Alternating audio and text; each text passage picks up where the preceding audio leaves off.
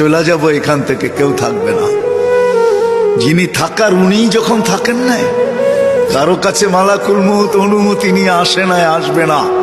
শুধু একজন মুহাম্মদুর রাসূলুল্লাহ সাল্লাল্লাহু আলাইহি ওয়াসাল্লামের কাছে মালাকুল মউত যখন আসছেন, তো আল্লাহ বলছে বন্ধুর কাছে অনুমতি নিয়ে ঢুকবে, অনুমতি দিলে ঢুকবে, নাইলে ফিরে আসবে।